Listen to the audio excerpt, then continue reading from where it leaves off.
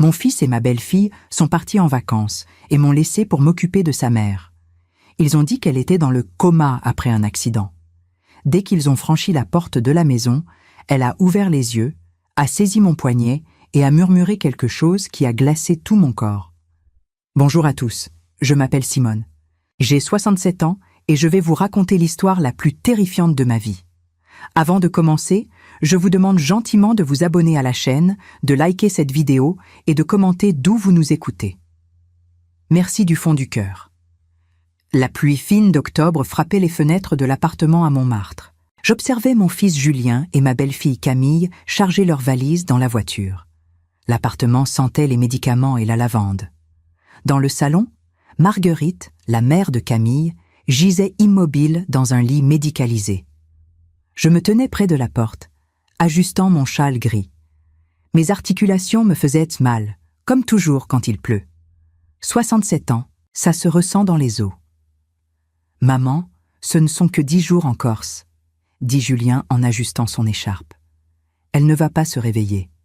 Les médecins ont été clairs après l'accident. » Camille s'approcha du lit de sa mère. Elle déposa un baiser sur son front, un geste mécanique, froid, dénué d'émotion. Cette femme que mon fils avait épousée restait une étrangère pour moi. Élégante, impeccable, mais froide comme le marbre. « Simone, appelez-nous si besoin », dit-elle en ajustant son manteau Burberry. Mais franchement, je doute qu'elle bouge. Les médecins disent que c'est irréversible. Quelque chose dans sa voix me dérangea. Une assurance, presque de la satisfaction. « Vous êtes certain de vouloir partir ?» demandai-je, ma voix faible. « Si sa condition empire. »« Elle ne va pas empirer, maman. » Julien m'interrompit avec irritation. « Elle est stable, elle est là, mais elle n'est plus vraiment là. Tu comprends ?» Je hochai la tête sans comprendre. Camille vérifia sa montre Cartier. « Les médicaments sont dans le tiroir de la cuisine. Posologie écrite. Suivez exactement les instructions, Simone. C'est important. »« Je suis professeur, pas infirmière. » dis-je doucement. « C'est simple. Comprimé blanc le matin, bleu le soir. Tout est marqué. » Julien m'embrassa rapidement. « On t'appelle ce soir. Repose-toi. Tu as l'air fatigué. » L'ascenseur descendit. Plus rien. Juste le tic-tac de l'horloge et la pluie. Je regardais par la fenêtre la voiture disparaître dans la rue Le Pic. Mon reflet me renvoya l'image d'une femme âgée, aux cheveux gris en chignon, aux épaules voûtées. Veuve depuis 6 ans. Édouard, emporté par un infarctus. Depuis, juste moi et Julien. Enfin, c'était ce que je croyais. Mais ces dernières années, il s'était éloigné. Les visites s'espaçaient. Et depuis son mariage avec Camille, c'était comme si j'avais perdu mon fils. Je me retournai vers l'appartement. Petit, 2 chambres, confortable. Julien et Camille avaient leur maison à Neuilly, mais venaient parfois ici. L'appartement appartenait à Julien, hérité de son père. Et maintenant, il m'avait laissé seul pour m'occuper de Marguerite. Je m'approchai du lit. Marguerite gisait immobile, yeux fermés, une femme de mon âge, 67 ans, cheveux châtains grisonnants, visage pâle, traits tirés, chemise de nuit bleue, un cathéter au bras droit. Je ne savais presque rien d'elle. Camille parlait rarement de sa mère. Elle vit seule depuis la mort de papa. Puis il y a 3 mois, l'accident, chute dans les escaliers, traumatisme crânien, hospitalisation, coma, et la voilà ici, confiée à mes soins.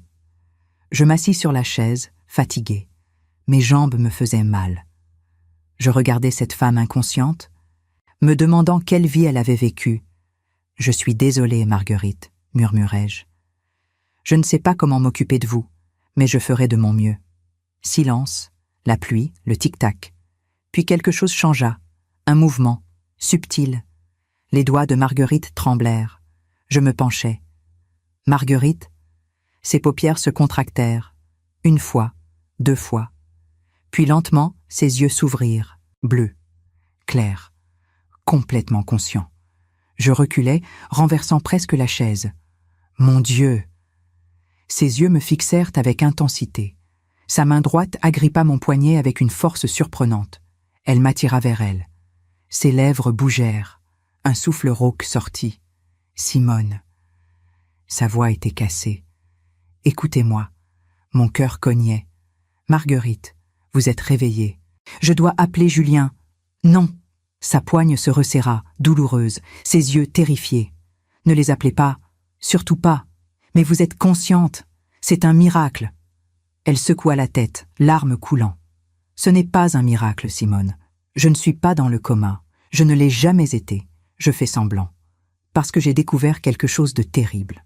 Quelque chose sur Camille. Et sur vous. » Mon sang se glaça. « Écoutez-moi bien, » murmura-t-elle, serrant mon poignet. « Nous n'avons pas beaucoup de temps. Ils reviendront dans 10 jours, mais Camille appellera demain soir. Si elle détecte quelque chose d'étrange dans votre voix, ils reviendront immédiatement. Mais l'accident, la chute, il n'y a pas eu d'accident, dit-elle, pleurant. Ou plutôt si, mais ce n'était pas accidentel. Je sentis mes mains trembler. Il y a 3 mois, j'ai commencé à remarquer des changements. Camille, toujours distante, a commencé à me rendre visite fréquemment. Elle apportait des gâteaux, des thés spéciaux, des vitamines. J'ai commencé à me sentir étrange, trop fatiguée, confuse.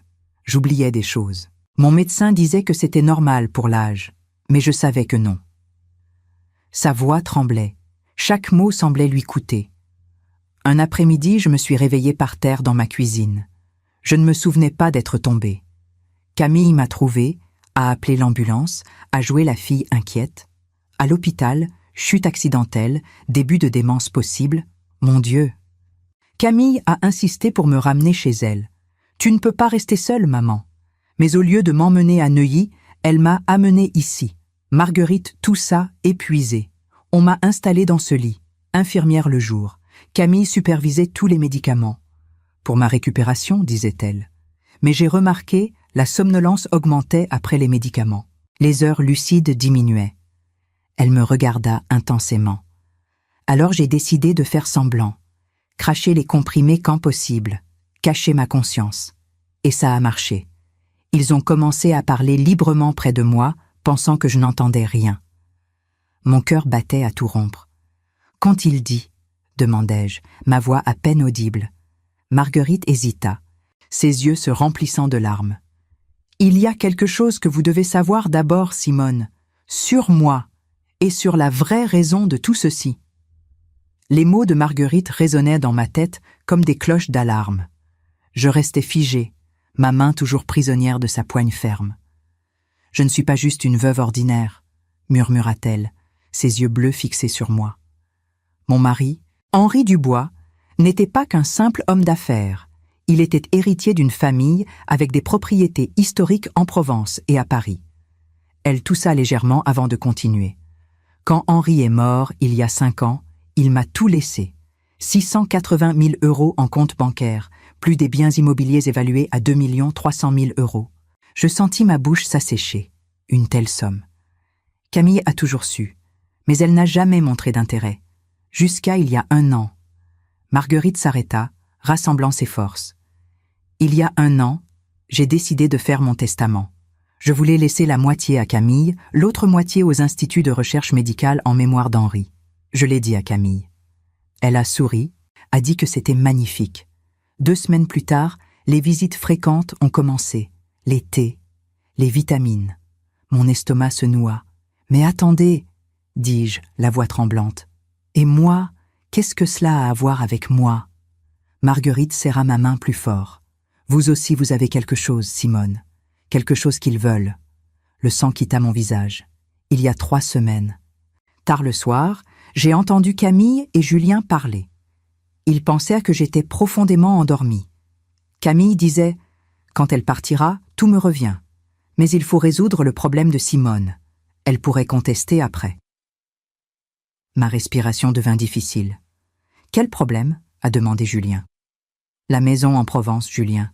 Ta mère possède cette propriété qui vaut une fortune. Si elle commence à poser des questions sur ma mère, sur le testament, ça peut tout compliquer. » Les larmes me montèrent aux yeux.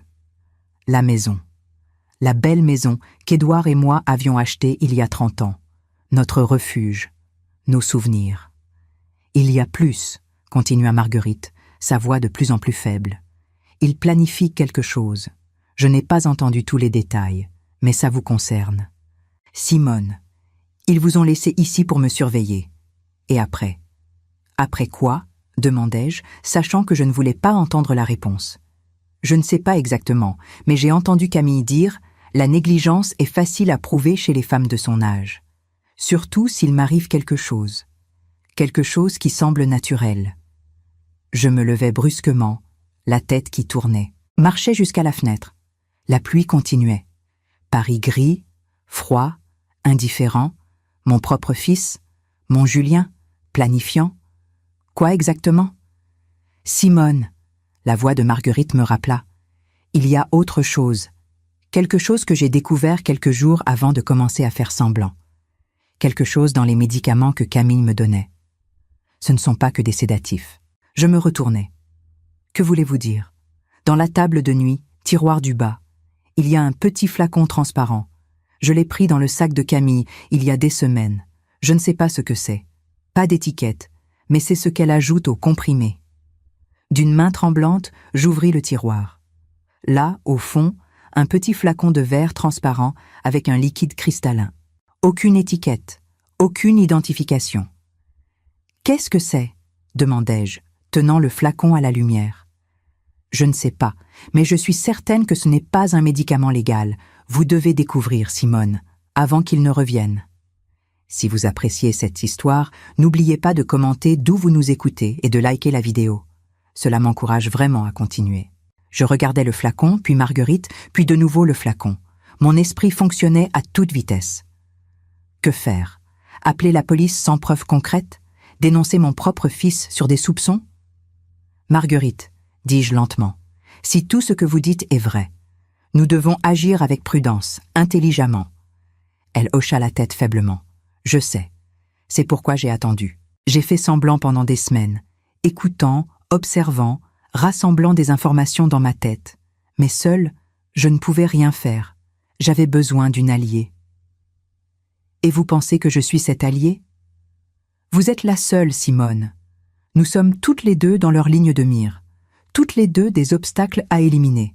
Le mot « éliminer » résonna sinistrement. Je m'assis de nouveau, le flacon serré dans ma main. D'accord? Racontez-moi tout ce que vous savez. Chaque détail. Chaque conversation entendue. Tout. Marguerite ferma les yeux un instant, comme pour rassembler ses souvenirs. La première conversation importante que j'ai entendue, c'était il y a environ 5 semaines. Camille était au téléphone dans la cuisine. Elle parlait bas, mais pas assez. Elle disait à quelqu'un « Oui, les transferts continuent. Encore 300 000 et tout sera liquidé. Personne ne vérifie. Elle est censée être inconsciente de toute façon. » Mon sang se glaça. « Des transferts?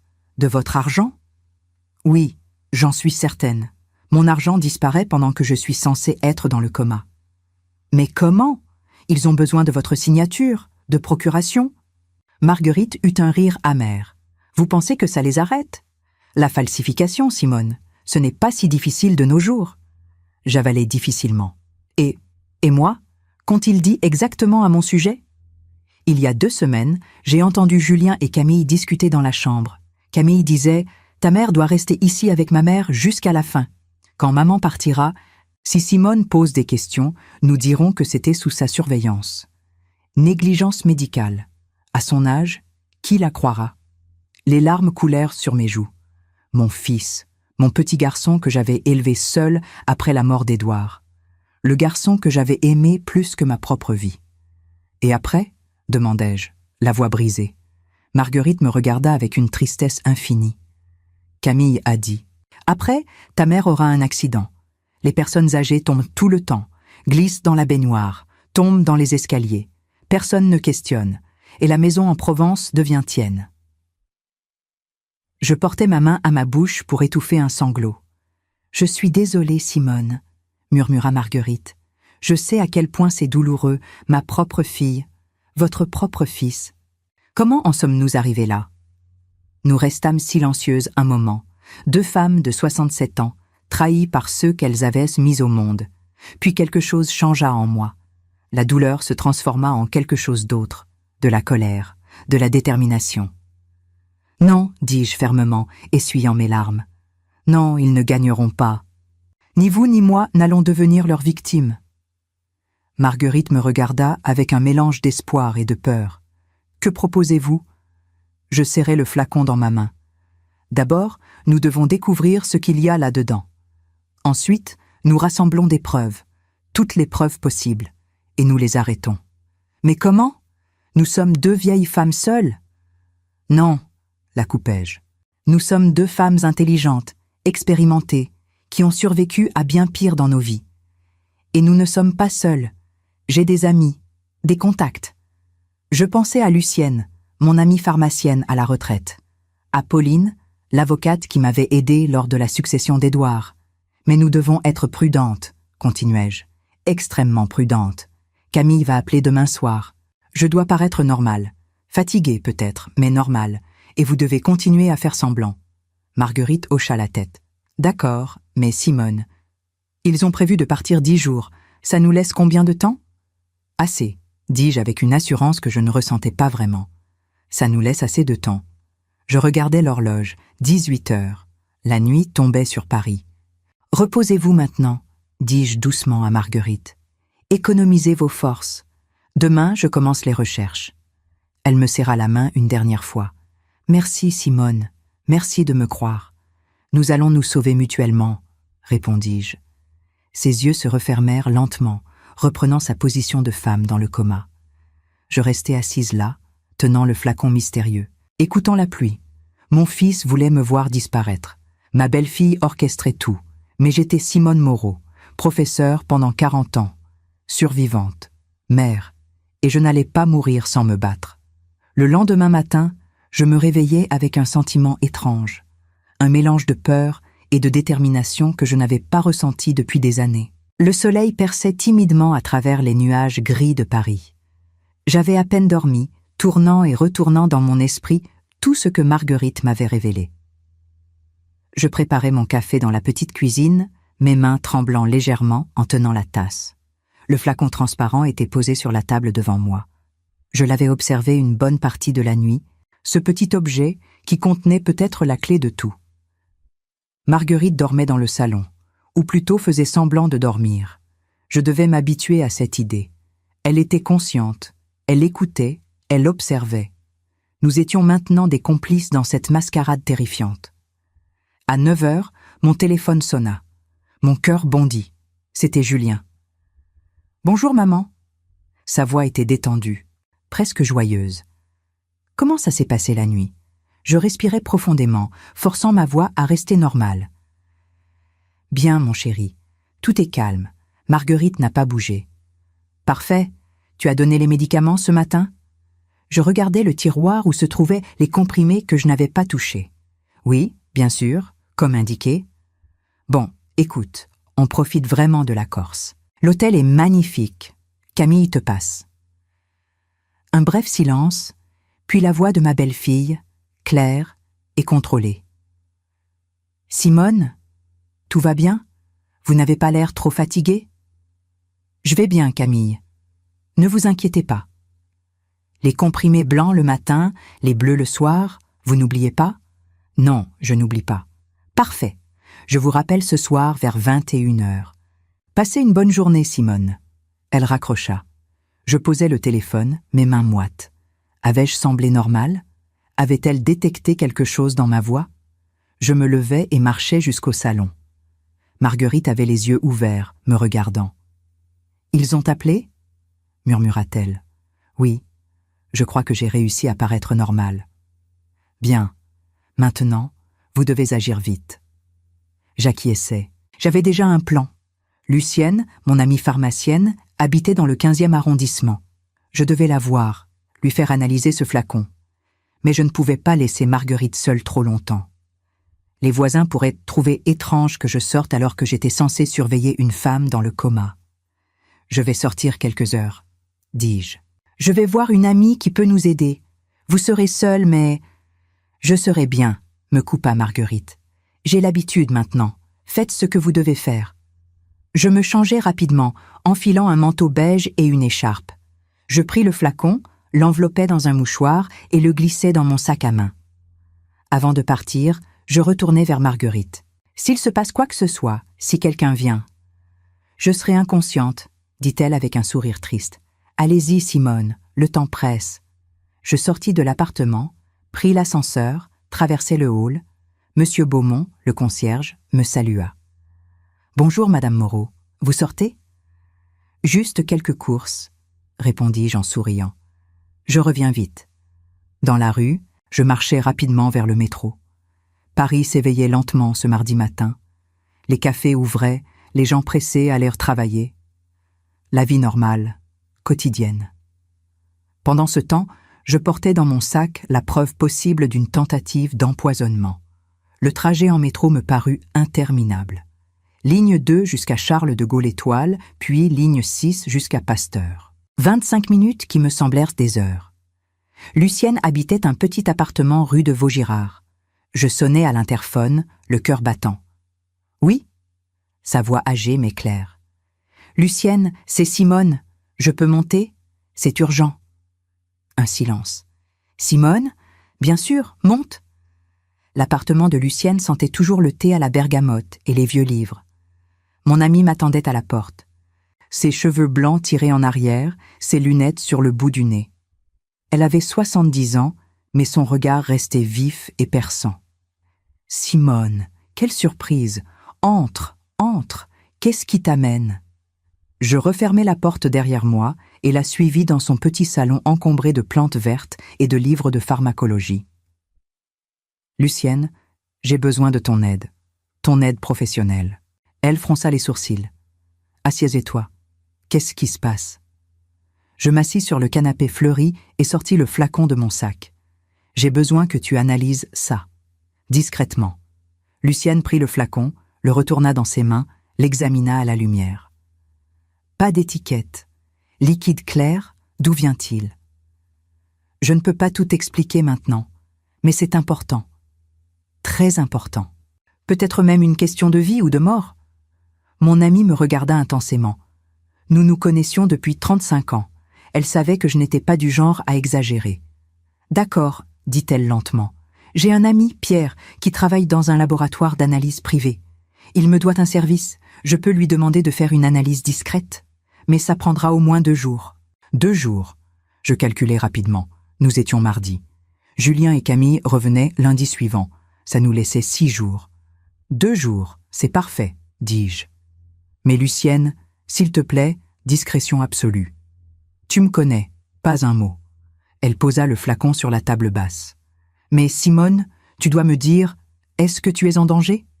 Je la regardai droit dans les yeux. Peut-être. Je ne sais pas encore exactement. Mais oui, je crois que je suis en danger. Lucienne prit ma main, ses doigts ridés mais chauds.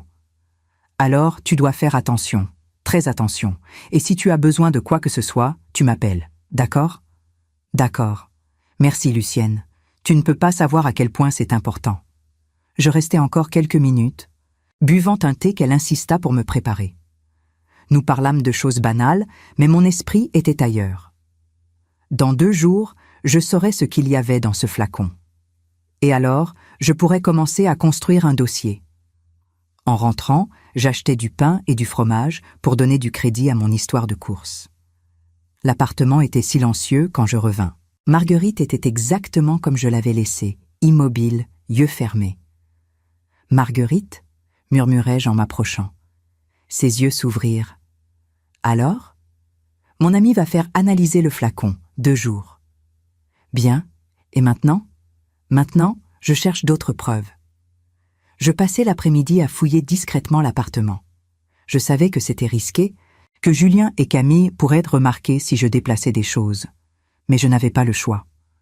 Dans le bureau de Julien, une petite pièce qu'il utilisait quand il venait ici, je trouvai des documents dans un tiroir fermé à clé. La clé était cachée sous un pot de crayon, prévisible. À l'intérieur, des extraits bancaires. Mes mains tremblèrent en lisant. Des extraits du compte de Marguerite Dubois, des transferts. 100 000 € le 15 août, 80 000 le 2 septembre, 60 000 le 20 septembre. Tous vers un compte dont le titulaire était C. Moreau-Dubois, Camille. Total, 240 000 € transférés en 2 mois. Je photographiais chaque page avec mon vieux téléphone portable. Les preuves s'accumulaient. Le soir venu, je préparais un dîner léger, une soupe de légumes, du pain. Je mangeais seul dans la cuisine, écoutant le silence de l'appartement. À 21h précises, mon téléphone sonna. Camille. « Bonsoir Simone, comment s'est passée la journée ?»« Bien Camille, tranquille. J'ai fait quelques courses ce matin, sinon je suis restée ici. Vous avez donné les médicaments du soir ?»« Oui, à 19h, comme indiqué. » Mensonge, je n'avais touché à aucun médicament. Parfait. Marguerite n'a montré aucun signe de changement ? Aucun. Elle est stable. Bon, nous rentrons lundi matin, encore 6 jours. Vous tenez le coup ? Oui, ne vous inquiétez pas. Après avoir raccroché, je retournai au salon. Marguerite me regardait. 6 jours, dis-je. Nous avons 6 jours pour tout découvrir et nous protéger. Qu'avez-vous trouvé aujourd'hui ? Je lui montrai les photos des extraits bancaires sur mon téléphone. Ses yeux se remplirent de larmes. 240 000 €. Mon Dieu, Simone, ils volent tout. Et ce n'est probablement qu'une partie, ajoutai-je. Il doit y avoir d'autres comptes, d'autres transferts. Marguerite ferma les yeux, épuisée émotionnellement. Ma propre fille, comment ai-je pu élever quelqu'un capable de ça ? Je m'assis près d'elle. Ne vous blâmez pas. Camille a fait ses propres choix, tout comme Julien. Nous restâmes silencieuses un moment. Marguerite, demandai-je finalement, vous avez dit que vous aviez entendu d'autres conversations. Racontez-moi tout. Chaque détail peut être important. Elle prit une profonde inspiration. Il y a environ 4 semaines, Camille parlait au téléphone. Je ne sais pas avec qui, mais ce n'était pas Julien. Elle disait « Non, pas encore. Il faut que ça ait l'air naturel, progressive. Encore 3 ou 4 semaines, puis on augmente la dose finale. Dose de quoi, je ne sais pas. Mais ça m'a terrifiée. Mon estomac se serra. Dose finale. Les mots résonnaient sinistrement. Autre chose ? Oui, il y a 2 semaines, j'ai entendu Julien dire à Camille « Et pour les papiers de la maison de ma mère, tu as le notaire ?» Camille a répondu « Tout est prêt. Dès que ta mère signe la procuration, on peut tout transférer. Elle ne se doutera de rien. » Je sentis la colère monter. Une procuration. Je n'ai jamais signé de procuration. Pas encore, dit Marguerite. Mais il prévoit de vous la faire signer ou de la falsifier. Je me levai et marchai jusqu'à la fenêtre. Paris scintillait dans la nuit. Quelque part là-bas, des gens vivaient leur vie normale, sans savoir que 2 vieilles femmes luttaient pour leur survie contre leurs propres enfants. Demain, dis-je avec détermination, je vais voir une avocate, une amie, Pauline Bergeron. Elle m'a aidée quand Édouard est mort. Elle saura quoi faire. Mais vous lui direz tout ? Tout. Nous avons besoin d'aide professionnelle, Marguerite. Nous ne pouvons pas faire ça seuls. Le lendemain matin, mercredi, j'appelai Pauline. Sa secrétaire m'informa qu'elle pouvait me recevoir l'après-midi même, à 15h. Le cabinet de Pauline se trouvait boulevard Haussmann. Je pris le métro, nerveuse, répétant dans ma tête ce que j'allais dire. Comment expliquer cette situation incroyable ? Pauline m'accueillit chaleureusement. Grande, cheveux gris coupés courts, costume strict, elle incarnait la compétence et l'autorité. Nous nous connaissions depuis 20 ans. « Simone, quel plaisir de te voir. Assieds-toi. Café. »« Non merci, Pauline. J'ai besoin de tes conseils. En tant qu'avocate. » Son expression devint sérieuse. « Je t'écoute. » Je racontais tout. L'état supposé de Marguerite, sa révélation, les conversations entendues, le flacon mystérieux en analyse, les extraits bancaires, les soupçons sur mes propres biens. Pauline prit des notes, son visage devenant de plus en plus grave. « Simone, dit-elle quand j'eus fini, ce que tu me décris est extrêmement sérieux. Si tout cela est vrai, nous parlons de tentative d'homicide, escroquerie, falsification, abus de faiblesse. Je sais. Mais comment prouver tout ça ? Les extraits bancaires sont un bon début. L'analyse du flacon sera cruciale. Mais nous avons besoin de plus, beaucoup plus. » Elle réfléchit un moment, tambourinant ses doigts sur le bureau. « Voilà ce que je te propose. Je vais contacter un détective privé, quelqu'un de fiable. Il va enquêter discrètement sur Julien et Camille, leurs finances, leurs activités. En parallèle, dès que tu as les résultats de l'analyse, tu me les apportes immédiatement. Si ce flacon contient quelque chose d'illégal ou de dangereux, nous irons directement à la police. Et Marguerite, elle continue à faire semblant? Absolument. C'est votre meilleure carte. Tant qu'ils croient qu'elle est inconsciente et que tu ne suspectes rien, ils se sentiront en sécurité. Les gens en sécurité font des erreurs. Je me sentis un peu soulagée d'avoir une alliée professionnelle. Pauline, il y a autre chose. Ils reviennent lundi. Ça nous laisse 5 jours. 5 jours? C'est suffisant pour commencer. Mais Simone, tu dois être extrêmement prudente. Si ce que Marguerite a entendu est vrai, tu es en danger réel. Ces mots me glacèrent, même si je le savais déjà.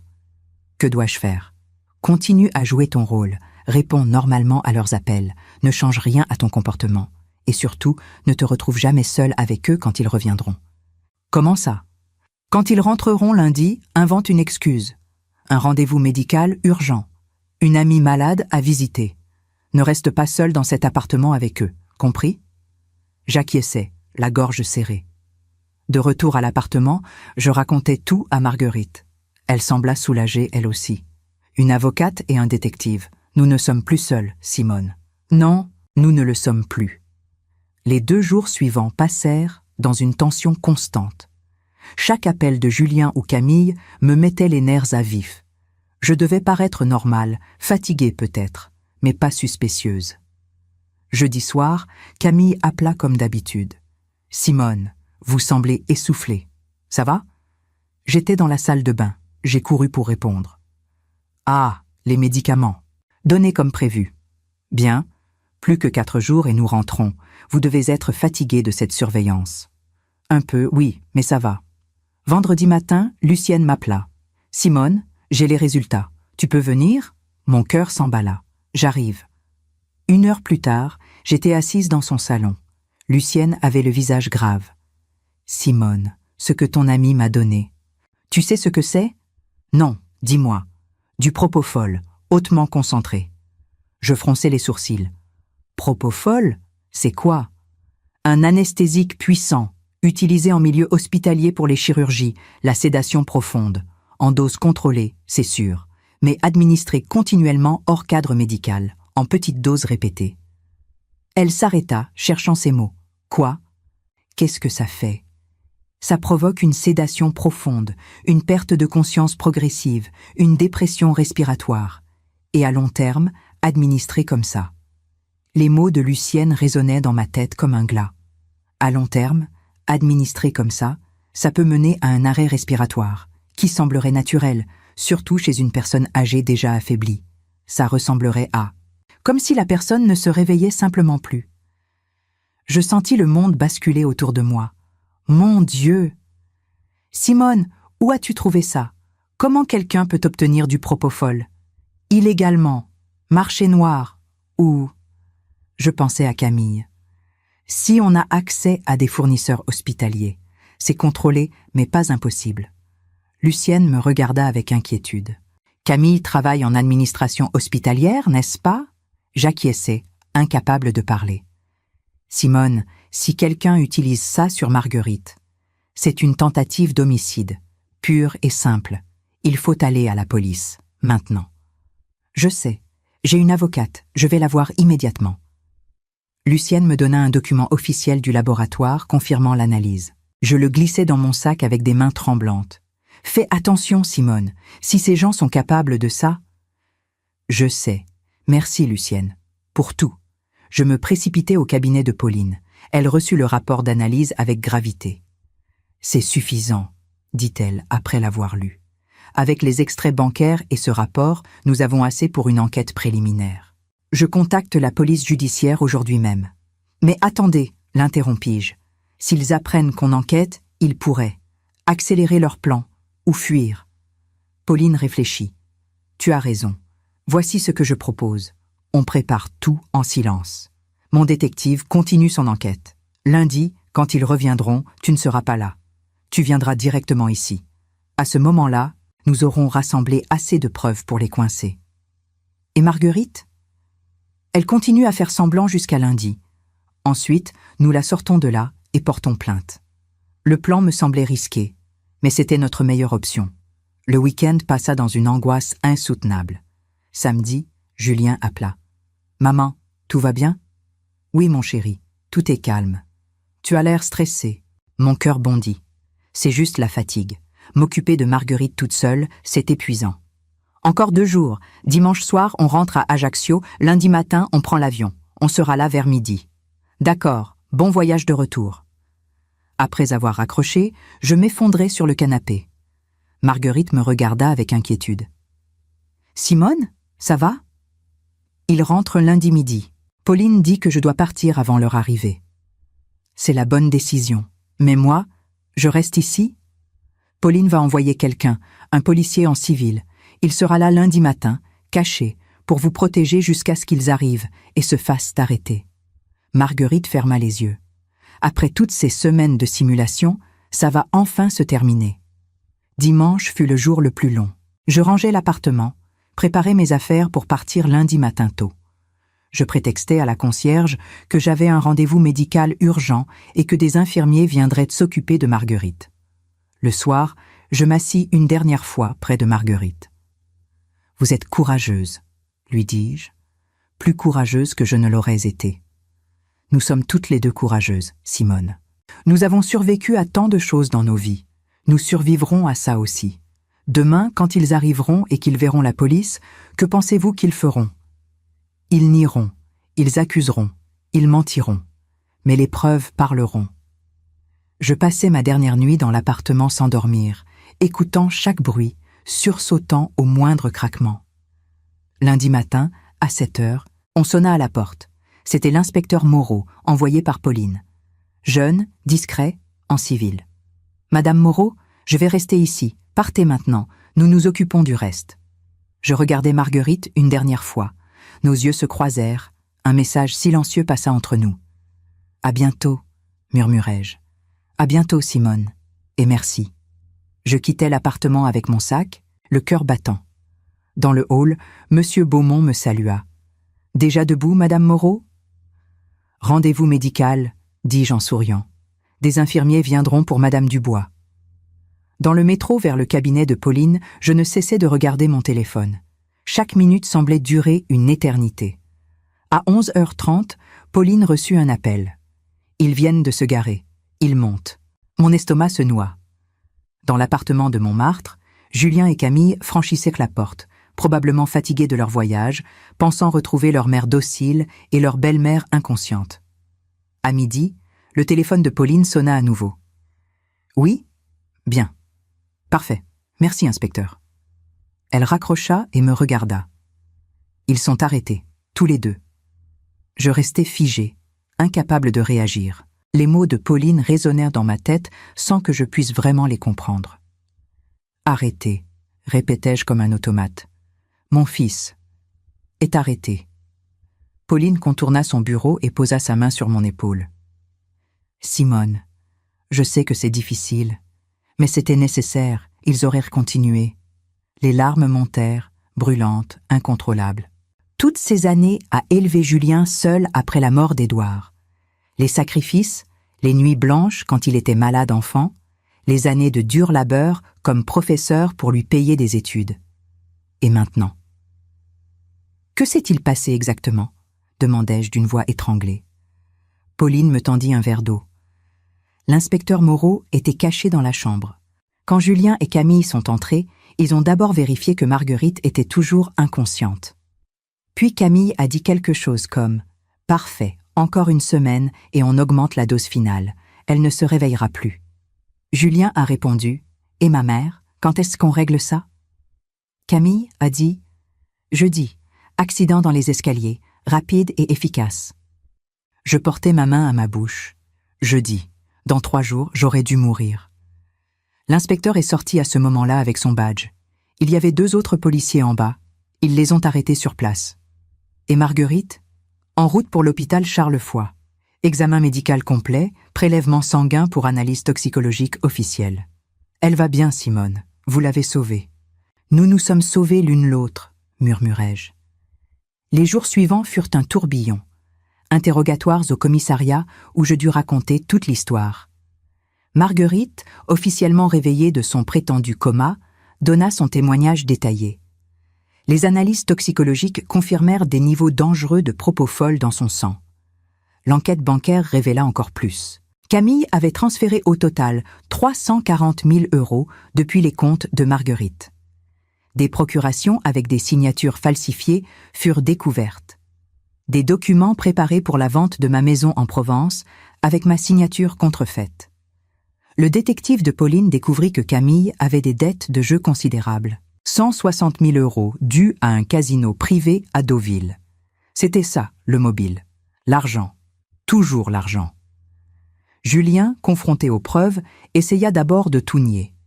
Puis il tenta de rejeter toute la faute sur Camille. Elle m'a manipulée. Je ne savais pas ce qu'elle faisait vraiment. Mais les emails, les messages, les conversations enregistrées le condamnaient. Il savait. Il avait participé. Il avait planifié. La confrontation la plus difficile eut lieu au commissariat, 1 semaine après leur arrestation. L'inspecteur principal me demanda si je voulais voir Julien. J'hésitais longuement. « Oui, dis-je finalement. Je veux le voir. » On me conduisit dans une salle d'interrogatoire. Julien était assis, menottes au poignet, le visage gris, les traits tirés. Quand il me vit, quelque chose passa dans ses yeux. Honte? Colère? Je n'aurais su dire. « Maman !» Sa voix était rauque. Je m'assis en face de lui, les mains serrées sur mes genoux pour les empêcher de trembler. « Pourquoi, Julien? Pourquoi ?» Il baissa les yeux. « Tu ne comprendrais pas. Essaie. » Un long silence. Puis, Camille avait des dettes, énormes. Il menaçait de s'en prendre à elle. Je voulais juste l'aider. En me tuant? En tuant la mère de ta femme? Ce n'était pas censé être comme ça. Il leva les yeux, presque suppliant. Au début, c'était juste l'argent de Marguerite. Camille disait qu'elle était vieille, qu'elle allait mourir bientôt de toute façon, que ça ne changeait rien d'accélérer. La nausée me submergea. Et moi? Il détourna le regard. Camille disait que tu étais seule, que tu n'avais besoin de rien, que la maison te rapportait de l'argent que tu n'utilisais même pas. Elle disait que... Que quoi, Julien? Que j'étais vieille, moi aussi? Inutile? Qu'on pouvait me jeter comme on jette un meuble encombrant? Les larmes coulèrent sur son visage. Je suis désolée, maman. Je suis tellement désolée. Tu es désolée d'avoir été pris. Pas désolée de ce que tu as fait. Je me levai pour partir. À la porte, je me retournai une dernière fois. J'ai eu un fils nommé Julien. Il est mort il y a longtemps. Toi, je ne te connais pas. Je sortis sans me retourner. Les semaines suivantes furent une épreuve administrative interminable. Avocat, juge d'instruction, expertise psychiatrique, constitution de partie civile. Pauline m'accompagnait à chaque étape, ma boussole dans ce labyrinthe juridique que je ne comprenais qu'à moitié. Marguerite et moi nous voyions régulièrement. Elle logeait temporairement dans un petit hôtel près de la Bastille, en attendant de pouvoir récupérer son appartement, toujours scellé pour l'enquête. Nous prenions le thé ensemble, 2 femmes de 67 ans liées par une tragédie partagée. « Comment vous sentez-vous » lui demandai-je lors d'une de ses visites. « Vivante » répondait-elle avec un sourire triste. Pour la première fois depuis des mois, vraiment vivante, mais aussi vide. Ma fille, Simone, ma propre fille, voulait me voir morte. Je sais, mon fils aussi. Nous restions silencieuses, sirotant notre thé, unies dans notre douleur. L'enquête révélait chaque jour de nouveaux détails sordides. Camille avait commencé à droguer sa mère il y a 5 mois, pas 3. Les premières doses étaient légères, juste pour la désorienter. Puis, elle avait augmenté progressivement. La chute dans les escaliers n'avait jamais eu lieu. Camille avait simplement administré une dose massive de propofol un jour, puis appelé les urgences en prétendant avoir trouvé sa mère inconsciente après une chute. Les médecins, voyant une femme âgée inconsciente avec des antécédents de vertige inventés par Camille, avaient diagnostiqué un traumatisme crânien et un coma. Personne n'avait vérifié. Personne n'avait cherché plus loin. Le système médical nous a abandonnés, dit Marguerite amèrement. Parce que nous sommes vieilles, parce qu'un coma chez une femme de 67 ans semble normal. Elle avait raison. L'agisme, silencieux et insidieux. 2 mois après l'arrestation, le procureur nous convoqua. Le procès aurait lieu dans 4 mois. Charge retenue contre Julien Moreau et Camille Dubois-Moreau. Tentative d'homicide avec préméditation, escroquerie en bande organisée, falsification de documents, abus de faiblesse. Les peines encourues, demandai-je.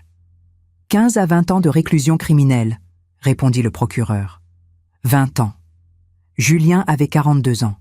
Il sortirait à 62 ans, 6 condamnés au maximum, presque mon âge actuel. L'ironie me frappa. Il aurait volé mes dernières années, et maintenant ce seraient les siennes qui seraient volées. Durant cette période d'attente du procès, je dus faire face à ma propre famille. Mon frère Bernard, installé à Toulouse, m'appela horrifié. « Simone, j'ai vu dans les journaux, c'est vrai? Julien a vraiment... »« Oui, Bernard, c'est vrai. Mon Dieu, mon propre neveu, je n'arrive pas à y croire. » Moi non plus, mais les preuves sont là. Bernard vint me voir à Paris. Nous parlâmes longuement. Il proposa de témoigner au procès si nécessaire, de me soutenir. Sa présence me réconforta. Au moins, toute ma famille n'était pas pourrie. Les anciens collègues de l'école où j'avais enseigné pendant 40 ans me contactèrent aussi. Certains pour exprimer leur soutien, d'autres par curiosité morbide. Je distinguai vite les 2 catégories et coupai court avec la seconde. Marguerite, elle, n'avait personne. Fille unique, parents décédés, pas de frères et sœurs. Camille était tout ce qu'il lui restait. Maintenant, elle n'avait plus rien. « Vous avez moi, lui dis-je un jour. Elle me regarda, surprise. « Simone, je suis sérieuse. Nous sommes liés maintenant.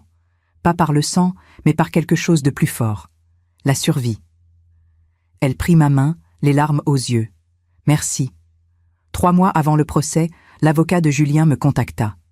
Il voulait négocier. Julien était prêt à plaider coupable en échange d'une peine réduite. « Il demande votre pardon, » dit l'avocat au téléphone.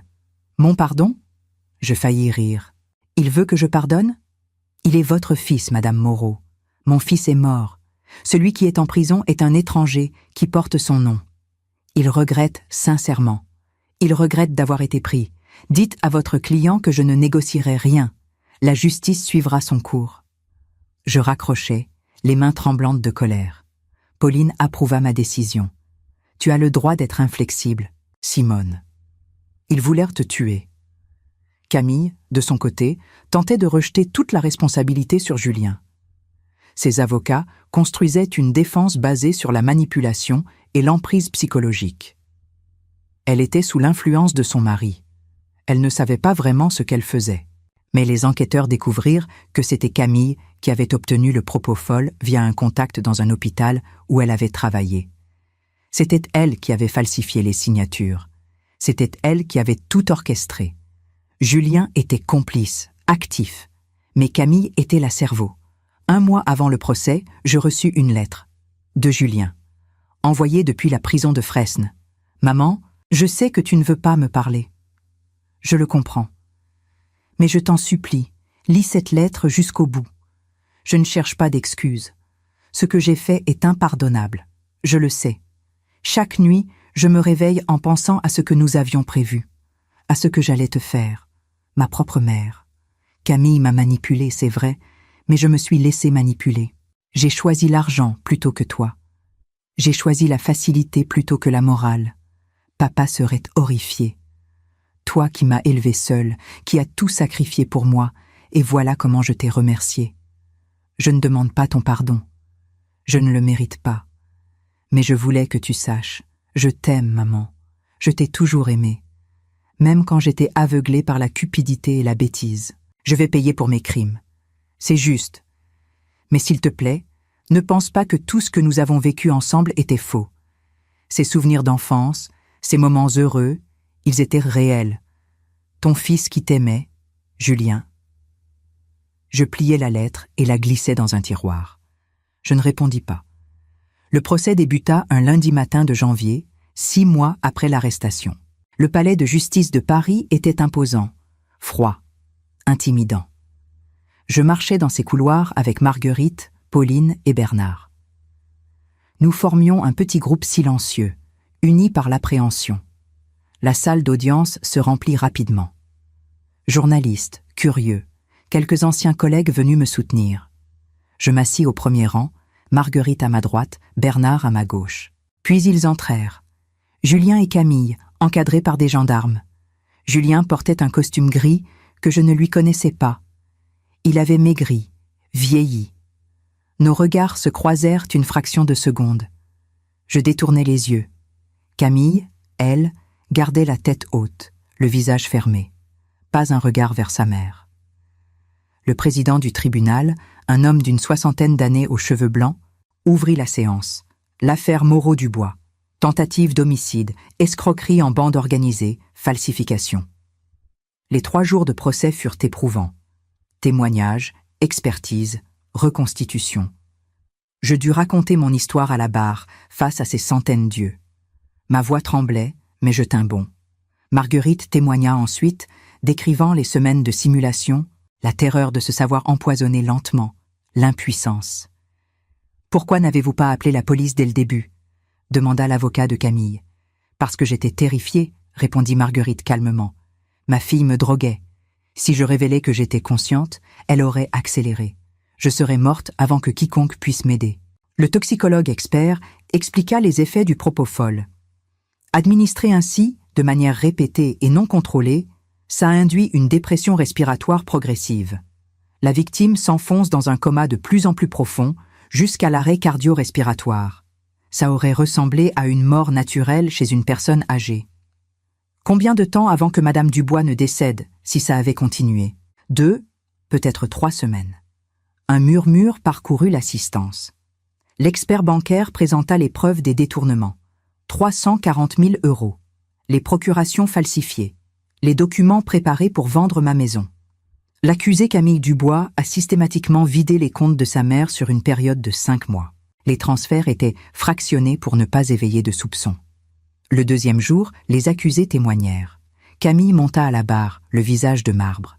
Elle portait un tailleur sobre, cheveux tirés en arrière, l'image de la respectabilité. « Madame Dubois, reconnaissez-vous avoir administré du propofol à votre mère ?» Je lui donnais des médicaments pour l'aider à dormir. Elle était agitée. Du propofol n'est pas un simple somnifère. C'est un anesthésique puissant. Comment vous l'êtes-vous procuré? Je ne me souviens plus. Les relevés téléphoniques montrent que vous avez contacté à plusieurs reprises M. Arnaud Petit, infirmier anesthésiste. Il a avoué vous avoir fourni le propofol contre de l'argent. Vous niez? Silence. Madame Dubois, pourquoi avoir fait ça? Pour la première fois, son masque se fissura. J'avais des dettes, beaucoup de dettes. J'allais tout perdre. Ma maison, ma vie. Je ne savais plus quoi faire. Alors vous avez décidé de tuer votre mère pour son argent? Ce n'est pas comme ça. Elle cria presque. Elle allait mourir bientôt de toute façon. Elle avait 67 ans. Qu'est-ce qu'elle allait faire de tout cet argent? Un silence horrifié tomba sur la salle. Vous pensez sérieusement que l'âge de votre mère justifiait de l'empoisonner? Le président était incrédule. Camille réalisa son erreur. Trop tard. Non, ce n'est pas ce que je voulais dire. Et Madame Simone Moreau? Elle aussi allait mourir bientôt de toute façon. Camille baissa les yeux. Pas de réponse. Julien fut interrogé ensuite. Visiblement nerveux, il évitait mon regard. Monsieur Moreau, saviez-vous que votre épouse empoisonnait sa mère? Oui, mais je pensais que c'était juste pour l'endormir, pour accéder à son argent. Je ne savais pas que ça pouvait la tuer. Les messages que vous avez échangés avec votre épouse parlent clairement d'une dose finale et de régler le problème définitivement. Comment interprétez-vous ces termes? Je ne sais pas. Je ne me souviens pas d'avoir écrit ça. Les messages sont authentifiés. Et concernant votre mère, le plan de la faire tomber dans les escaliers? Julien pâlit. C'était Camille qui en parlait, pas moi. Mais vous n'avez rien fait pour l'arrêter. Vous n'avez pas prévenu votre mère. Vous n'avez pas appelé la police. Pourquoi? Long silence. Puis, dans un souffle, parce que je voulais l'argent aussi. Au moins, il avait eu l'honnêteté de l'admettre. Le 3e jour, les plaidoiries. L'avocat de Camille tenta l'angle de la fragilité psychologique. Ma cliente traversait une période difficile. Dettes accumulées, pression psychologique, menaces. Elle n'était pas dans son état normal. Le procureur répliqua cinglant. L'état normal d'une personne ne consiste pas à empoisonner méthodiquement sa mère pendant 5 mois et à planifier le meurtre de sa belle-mère. Nous parlons de préméditation, de calcul, de sang-froid. Pour Julien, son avocat plaida la manipulation. Mon client était sous l'emprise de son épouse. Elle l'a entraîné dans cette spirale. Monsieur Moreau a 42 ans, répondit le procureur. C'est un adulte. Il a participé activement. Il a préparé les documents. Il a planifié. La manipulation n'excuse pas le crime. Le verdict tomba un vendredi après-midi. La salle était tendue, silencieuse. Je serrai la main de Marguerite si fort que mes jointures étaient blanches. Le président se leva. Après délibération, la Cour déclare Camille Dubois, reconnue coupable de tentative d'homicide avec préméditation sur la personne de Marguerite Dubois, escroquerie, falsification de documents, condamnée à 18 ans de réclusion criminelle. Julien Moreau, reconnu coupable de complicité de tentative d'homicide, escroquerie, falsification, condamné à 15 ans de réclusion criminelle. Un souffle parcourut la salle. 18 ans, 15 ans. Camille s'effondra sur sa chaise. Julien resta figé, le visage vide. Je ne ressentis ni joie ni satisfaction. Juste un immense vide. Marguerite pleurait silencieusement à côté de moi. Bernard m'entoura les épaules. Nous sortîmes du palais sous les flashs des photographes. Pauline nous escorta rapidement jusqu'à sa voiture. « C'est fini, dit-elle. C'est vraiment fini. » Mais était-ce vraiment fini ? Julien passerait 15 ans en prison. Il sortirait à 57 ans. Camille à 65. Des vies détruites, pour de l'argent. Dans les semaines qui suivirent, je dus reconstruire. Vendre l'appartement de Montmartre, trop chargé de mauvais souvenirs. Récupérer ma maison en Provence, que Julien avait tenté de me voler. Marguerite aussi récupéra ses biens. L'argent détourné fut saisi et lui fut restitué. Elle vendit son appartement parisien et acheta une petite maison à Aix-en-Provence, pas loin de chez moi. « On pourrait être voisines ?» m'avait-elle proposé timidement. Oui, on pourrait. 6 mois après le procès, je m'installai définitivement en Provence. La maison qu'Édouard et moi avions achetée il y a 30 ans. Les champs de lavande, le soleil, le calme. Marguerite habitait à 15 minutes. Nous nous voyions plusieurs fois par semaine. Thé, promenade, conversation. 2 femmes de 67 ans qui avaient survécu à l'impensable. « Tu ne lui rends jamais visite ?» me demanda-t-elle un jour. Je savais qu'elle parlait de Julien. « Non. Et toi, Camille ?»« Non. Elle m'a écrit. Plusieurs fois. Je n'ai jamais ouvert les lettres. Moi non plus. » Nous restions silencieuses, regardant le soleil décliner sur les collines. « Tu penses qu'on devrait leur pardonner un jour ?» demanda Marguerite. « Je ne sais pas. Le pardon est pour eux ou pour nous ? Je ne sais pas non plus. 1 an après le procès, je reçus une visite inattendue. Bernard arriva avec une jeune femme d'une 30aine d'années. « Simone, je te présente Aurélie. C'est la fille de Julien. » Je restai figée. La fille de Julien.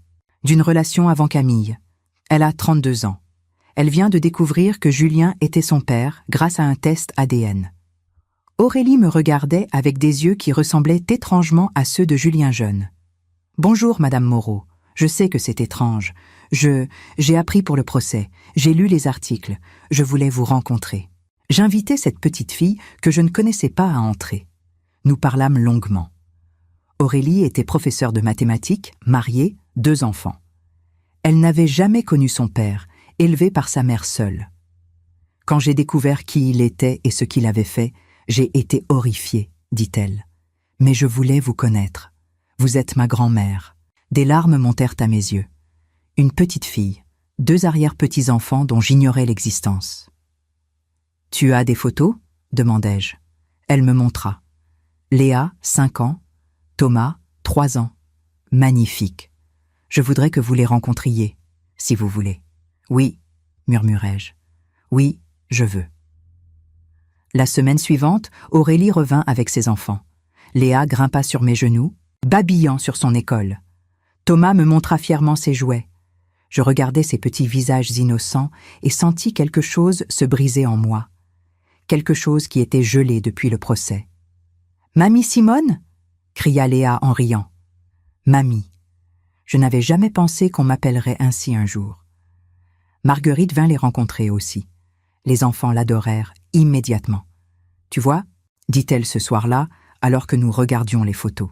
« Peut-être que la vie nous donne une seconde chance, pas avec ceux qui nous ont trahis, mais avec ces nouveaux êtres qui ne portent pas le poids du passé. » 3 ans ont passé depuis le procès. Je suis maintenant installée définitivement en Provence, dans ma maison entourée de lavande. J'ai 70 ans, Marguerite aussi. Nous avons créé une routine apaisante. Le mardi, cours de peinture ensemble à Aix. Le jeudi, marché provençal. Le week-end, souvent, Aurélie et ses enfants viennent me voir. Léa a maintenant 8 ans, Thomas, 6. Ils courent dans le jardin pendant que je prépare des crêpes, exactement comme je le faisais pour Julien il y a 40 ans. La différence, c'est que maintenant, je connais la valeur de ces moments, leur fragilité, leur préciosité. Marguerite et moi avons écrit un livre ensemble sur notre expérience. Survivre à ses enfants. Un titre dur, mais véridique. Nous voulions alerter sur la vulnérabilité des personnes âgées, sur l'agisme dans le système médical, sur les signes avant-coureurs de l'abus. Le livre a été publié l'année dernière. Nous avons reçu des centaines de lettres, d'autres femmes, d'autres hommes qui avaient vécu des situations similaires ou qui avaient failli.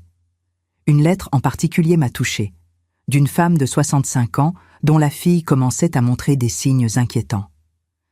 Grâce à votre livre, j'ai compris à temps. J'ai confronté ma fille. Elle est maintenant en thérapie. Notre relation est difficile, mais au moins je suis vivante. Merci. Nous avons sauvé quelqu'un. Au moins une personne. Ça valait tout. Quant à Julien, je n'ai eu aucun contact direct avec lui en 3 ans. Mais il y a 6 mois, j'ai reçu une lettre de la direction de la prison. Madame Moreau, votre fils Julien Moreau souhaiterait vous voir. Il a fait une demande de parloir. Accepteriez-vous? J'ai gardé la lettre pendant des semaines sans répondre. Marguerite me conseillait « Fais ce que ton cœur te dit, pas ton devoir, ton cœur. » Mon cœur était déchiré.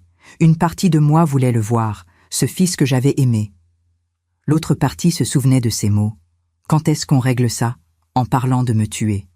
Finalement, après 3 mois de réflexion, j'ai accepté. Le parloir de la prison de Fresnes était froid, impersonnel. Des tables en métal, des chaises inconfortables. Julien entra, escorté par un gardien. Il avait encore maigri, cheveux grisonnants maintenant, rides profondes autour des yeux. Nous nous assîmes face à face. Un long silence. « Maman », sa voix était cassée. « Merci d'être venue. Comment vas-tu ? Aussi bien que possible. Je travaille à la bibliothèque de la prison. Je lis beaucoup. J'essaie de comprendre comment j'en suis arrivée là. Et tu comprends ? Un peu ? J'étais faible, cupide, aveuglée. Camille n'a fait qu'amplifier ce qui était déjà en moi. Je hochais la tête.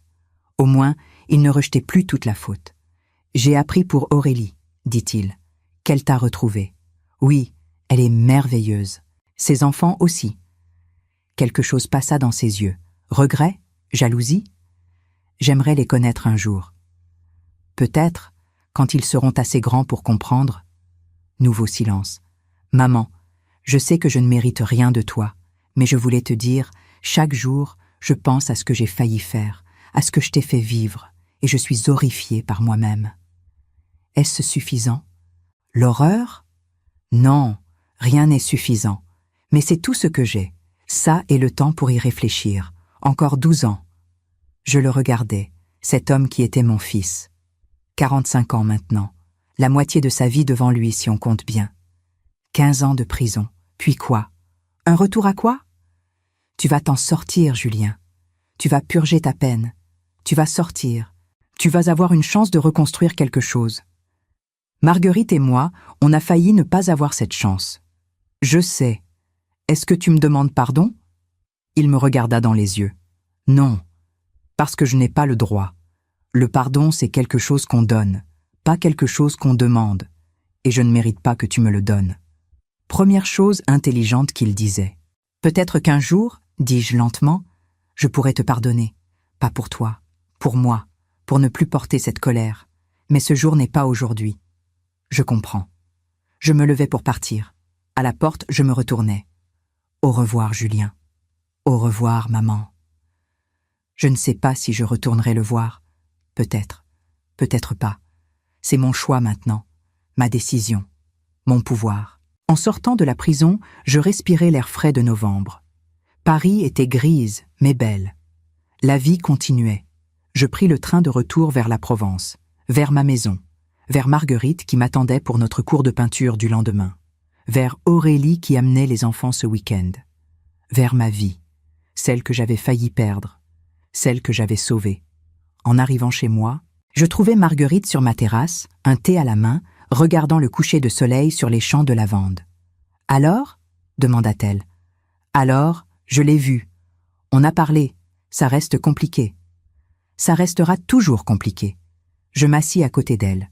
Le soleil descendait, peignant le ciel de rose et d'or. « Tu sais, » dis-je après un moment, « si quelqu'un m'avait dit il y a 3 ans que je serais ici, avec toi, vivant ma meilleure vie à 70 ans, je ne l'aurais pas cru. »« Moi non plus, » sourit Marguerite. « On devait être morte, tu te souviens ? Comment oublier ?» Nous restâmes silencieuses, regardant la nuit tomber. « Simone ? Oui ? Merci, pour m'avoir cru, pour m'avoir sauvée. C'est toi qui m'as sauvée. Marguerite. On s'est sauvés l'une l'autre. » Elle prit ma main. 2 femmes de 70 ans, 2 survivantes, 2 amies. « À quoi on trinque ?» demanda Marguerite en levant sa tasse de thé.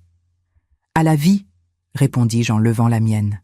« À notre vie, celle qu'on a choisie, celle qu'on mérite. » Nos tasses tintèrent doucement dans le crépuscule provençal.